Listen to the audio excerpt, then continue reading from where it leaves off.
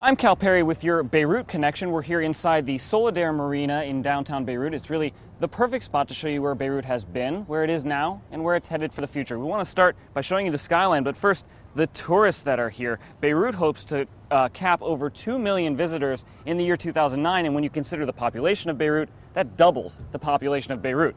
Then to the St. George Hotel. This is a hotel that is along Beirut's Corniche, the famous road that runs along the waterway here in Beirut, and every time you drive past it, you see the damage done by that horrific bombing in 2005 that killed the former Prime Minister Rafiq Hariri. But as we move across the skyline, you'll see that incidents like that haven't stopped Beirut from really sprawling. To the Phoenicia Hotel, which is now one of Beirut's finest hotels. Again, packed for the summer. Right behind it, you see a remnant of the Civil War here, the old Holiday Inn, which was battered by the Civil War. And as you continue along the skyline, you can see that the Civil War and the bombings haven't stopped Beirut's commercial district from booming and even more hotels from springing up. This, the Four Seasons Hotel, which is going to open this fall. Beirut has sort of an over-the-top nature to it, and it really is the case during the summer when it becomes so full of tourists. Last night we were at this sort of rave party thing that went till 5 in the morning. The only city that I've ever lived in where you can borrow a friend's boat, a colleague's boat, and you can valet park it for lunch. So we've just valet parked the boat at a restaurant called La Plage, and we're now going to get off and we're going to have lunch. Producer Nadal Husseini is going to be first off the boat.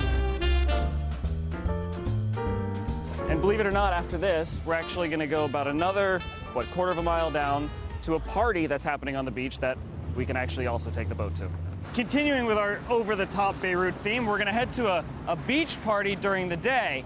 But before we get there, I do want to sort of just describe to you the absurd nature of part of what this is. It was just a year ago last May when nearly half the city was completely occupied by Hezbollah and they were running street battles. So when you think about it, just a year later, these places are absolutely jam-packed, and it gives you an idea of just sort of how absurd the situation really is. I don't know what you heard about me, but you can't see. So we hope we've given you a sense of how Beirut is connecting to the rest of the world through tourism.